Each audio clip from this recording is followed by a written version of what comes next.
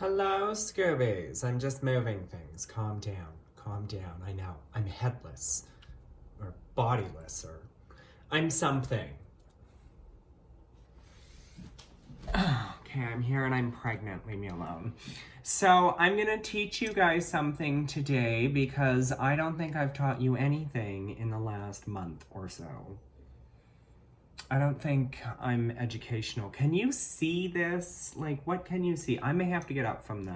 Give me a second. Give me a second. Girl. Oh, yeah, you can see that. Okay, we good. We good. Okay. So, I'm gonna teach you something. I'm gonna teach you some old school magics. Well, it's not really old school because it's something that I have created and put in my grimoire. It's a very basic protection spell is what we're gonna do. And you're like, oh, every book in their mother's dog has that type. No, not this kind of magic. This is dark magic. Just kidding. We're not working with anything evil, relax. Or at least evil that I know of. What we're gonna do is called a spiritual wall. And I don't know if I'm going to be able to do this and talk you through it. So I'm probably going to dress the candle and walk you through how you could potentially put intentions in while I have a coal burning and I'm trying to also ask for the spirits. So this is more going to be a demonstration more than it is an actual working, because I want to try something new where I try and walk you through a little bit of my process without giving away all the cookies, okay? Does that make sense? We down for this witchcraft? This business? Oh, I'm out of these herbs now because the spirits are greedy little bitches. That's what y'all are, you greedy little bitches. Okay, bless the area, people. Whatever space you're working in, you need to bless. And you need to have a candle on either side of some kind of fireproof container that can hold a candle in it. You're like, great, so we need 3 candles. Okay. And you need to bless your space with your intentions. It's not necessarily that you're like casting a circle or creating a circle. I mean, you can.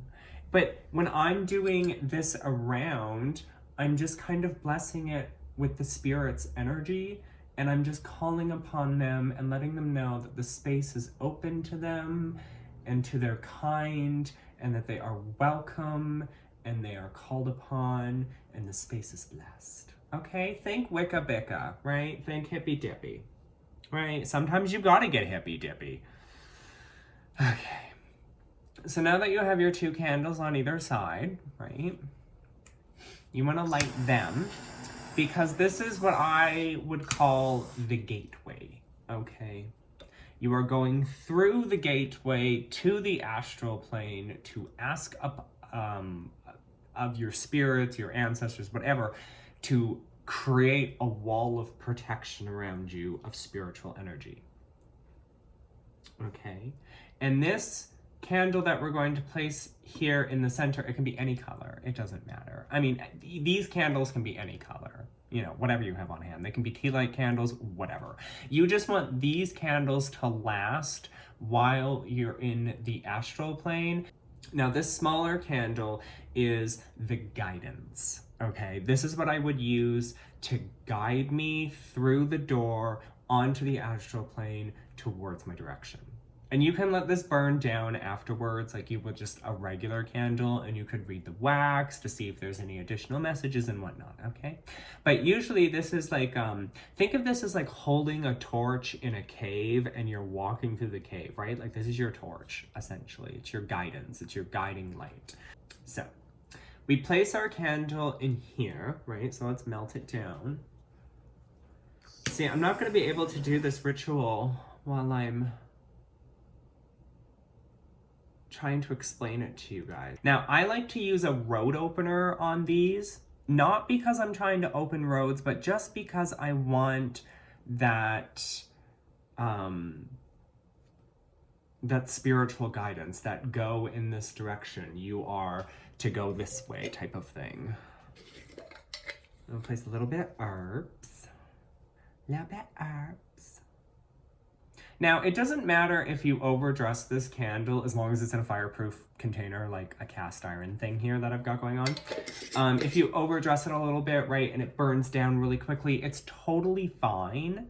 Now, as for the incense, it doesn't need to be going all the time, okay? You don't need to worry about, oh, the incense stopped burning, oh, there's no smoke. That's totally okay.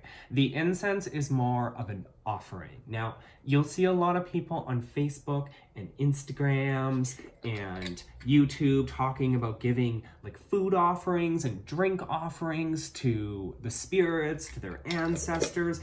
Bitch, we peasant witches. Okay, we pez. We fucking poor. We dirt poor. We ain't got the money to be putting out some goddamn honey buns for our ancestors. So what we do is we gather some herbs and we make some incense and we give offerings and thanks through incense. That's how we real witches do it. Right? But I mean, if you have the money and you want to do food offerings and drink offerings, you know, that's totally up to you. You just want some kind of offering here to give to the spirits, whether it's food or drink, or in my case, incense. Next, once you've dressed this, now the herbs that I dressed it with were like the Morrigan's herbs, because whenever I'm doing any kind of astral traveling, I like her to be the one that guides me. Whether or not she responds and is actually going to guide me, I have no idea. I might just be on my own. And then the other thing that you're going to want is a grounding object. Okay, now this is an experience of mine, so I mean, it's up to each individual witch. You might not, why does this feel so heavy? Oh, the energy inside of this thing is heavy. Okay, when you use a crystal for a long time as a grounding crystal, you need to cleanse it, okay? We're gonna cleanse this crystal. It feels really heavy. We're just gonna cleanse away the energy and reset the vibrations of this crystal, right? Now what can I'll just let you sit over there. Okay, you feel much lighter. Okay, remember people to cleanse your crystals, right? Now, you're gonna want something that's going to help ground you. And it can be a crystal, it can be a pot of earth, it can be whatever you want. Okay, but you need something, at least in my opinion, you need something to ground you, okay? Because what it's gonna do is it's gonna ground you to the physical plane. And this way you don't feel overly tired and exhausted, because this process can be exhausting and tiring and just, it's very draining to do something like this. So once you have your grounding thing, then what you're going to do is the first thing is maybe you want to put some incense if you're burning any incense, and if you're not, then you can skip that. But the second thing that you'll do is you're going to clear all of your thoughts. Holding your grounding crystal, what you'll want to do is clear your mind. So the way that I like to do this, because I know it's easier said than done, what I like to do is I like to breathe in really, really deep, let all of those thoughts, all of those anxieties, emotions, worries, everything that I've been thinking about, let everything bubble right to the top, all the way to the very, very top, and then exhale and just visualize all of that leaving with your breath, okay? It's leaving with your breath, and the only thing you should hear in your head is your own voice. Nothing else. If you visualize what the inside of your head would look like, it should look like a black, empty, featureless room. right? Like it's completely empty. And you might not be able to do it on the first try, so just, keep trying. And just, if the thoughts are persistent, if they keep coming back, over and over and over again, let them play out. And then just breathe in and breathe out, and they're gone. And sometimes what I'll do is, if I have a lot going on in my mind, is I will just say to myself, listen to my voice. And I will just keep breathing in and out, saying in my head, listen to this voice, until that's the only voice, which is my voice, that I can hear. And I know that makes me sound crazy, right? Like you have voices in your head? No, what I'm saying is like all your thoughts and all that other crap, right? You try to have one focal point to focus on so that you can let all of that go. Now, once you're in this kind of state, you want to put yourself kind of like a halfway trance, okay? Where you're not fully like just staring into the fire and just like nothing around you even exists, like space and time doesn't matter. It's like halfway to that point, okay? That's when you want to light the candle. And then from there, focus on this candle flame and visualize yourself going straight through this doorway onto the astral plane.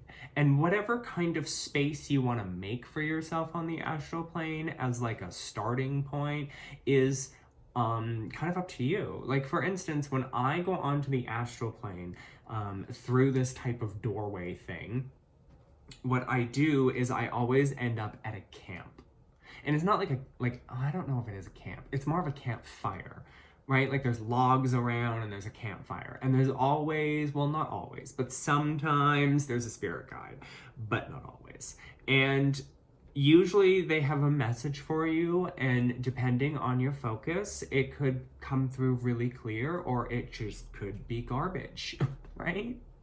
And what do you do if you get garbage? Then you just kind of have to focus a little harder on what they're saying, because I mean, when you're on the astral plane, yes, you're physically still sitting on the physical plane, but you're also exerting your mental strength, if you will, by going to the astral plane and then visualizing yourself walking and talking and touching and feeling. And it gets even worse when you take your whole altar to the astral plane. Okay? It gets worse.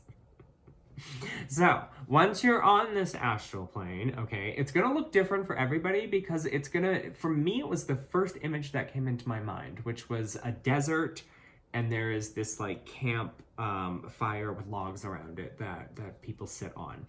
And for other people, it might be a forest, it might just be your living room, it might be whatever, right? Like it was just the first thing that came to me, and that's what my astral plane experience has always been. It's like a desert. It's like the Nevada desert. So from there, you'll follow your spirits, you'll follow the guidance, you'll follow the wisdom, and it's confusing. It's hard to explain, because when I'm on the astral plane and I'm talking with the spirits, it's almost as if they're speaking in riddles or in tongues, or sometimes both. Like it's like they're saying one thing, but it means the complete opposite, but the meaning of that opposite is the complete opposite. And it's just, I don't know. So sometimes divination, and that's why I also said, letting the wax burn down and reading it is a great way to get any messages that might not have made any sense to you. And, sometimes what I'll do in these types of workings is I will put petitions in here of what I want from the spirit. So in this particular case, you could put the petition in that you want protection and you want guidance. And for me, and keep in mind that this form of protection is weak, okay? Like any competent witch could get their way through it, but sometimes I just like to throw these things up. And this type of protection it's like a spiritual energy bubble, right? Like it's made for me, it's always made of the energy of the spirits of the dead. And it just rises and it covers my space and other things and so on and so forth. And it's taxing to put up because of the visualization. But because I'm also on the astral plane and visualizing this happening. And, you know, that's taxing and exhausting. So that is the type of thing that you're doing. So once you get to the astral plane and you're talking with your spirits, what you want to do is you would ask them or petition them to raise a spiritual energy bubble around, whether it's you or whether it's your house or your car or your dog or your cat or your child or, you know, your dead grandmother's grave. Like, I don't know, whatever it is you want. And what you have to do then is visualize that thing having an energy bubble raising around it. And in my case, I also visualize that the spirits are there pushing their hands against it to put their energy in. And 9 times out of 10, they show up to do just that. And it's taxing and it's exhausting because of the amount of energy that you're putting forward and the amount of mental exertion. I mean, you're visualizing yourself on the astral plane, visualizing the thing being protected by visualizing a bubble, right? Like that's a lot of visualization. And that's really what astral projection is. It's a lot of raising the energies and visualizing the experience while also leaving your body, right? Like you've left, but you're still tethered to your body. It's not like you've just left and you can just wander the earth forever. Like that doesn't happen, Hollywood. Okay. So I'm gonna go and I'm going to go on this journey. So what I'm going to do is leave you guys with this knowledge of how to kind of do this ritual. So the setup, if you want to, is 2 candles on either side of a smaller candle in the middle. These should be a little bit bigger than this one, but it's totally fine if all you have is 3 tea light candles. And you can have some incense, or you can have a glass of water, you can have a glass of wine, whatever, but you want something above the littler candle here as an offering, right? And then you bless your space, find an object or thing that will help ground you, and then from there, put yourself, you know, clear your mind, put yourself in like half a trance-like state, and once you feel yourself slipping further, light the candle, and then just go for it. Walk right through the doors, ask the spirits for the protection, right? Visualize whatever the thing is that you want protected, having an energy bubble around it. This is also really, really good visualization experience and like kind of like an exercise, right? Because again, you have to visualize yourself on the astral plane, visualizing yourself, visualizing protection on something on the physical plane, right? And again, the reason I say to have a grounding crystal is because when you're coming back, or at least in my experience, when I'm coming back, there is this feeling of half in, half out, where you're half here, half there. I call it the in-between. And you might be asking, well, wait. How the fuck do I get back? Go back to your starting, I don't want to call it a starting area, but you know, like the place that you showed up, whatever it is that you visualized as your experience of the astral plane, like the place you popped into, that's the place you would go back, and you would just visualize yourself popping back into your body, and boom, you're there. But some people may feel as if they are floating still. You have this sense of floating. You have this sense of not quite attached again. And that is where the grounding object comes in handy, especially if it's attuned with the earth, because the longer you hold it, the more you visualize oneness, I guess, with your energy and your physical self, or your spiritual self and your physical self, the more that feeling will subside. And it will subside on its own, even if you don't do that over a couple of hours. I mean, you know, and some people don't feel anything. Some people can just pop over to the astral plane and pop right back. And some people, like me, like to set up, you know, some ancient old school rituals, right? So, I hope that you learn something from this. You're like, aren't we gonna do... No. Okay, I'm not doing that on camera. It's way too much effort. All you see is just one person sitting here and some candles burning. Okay, but what I am doing is making sure this camera is still running, making sure the candles aren't burning the house down, and trying to be on the astral plane all at the same time, and I just don't have the energy for that, okay? So I'm gonna go away, and I'm gonna come back, and I'm gonna record videos. It's been weeks since I recorded my last video. You're like, no, it hasn't. It's been a day. Excuse me, it's Christmas time. I don't know when it is for you, but it's Christmas time, so just calm down. Love you.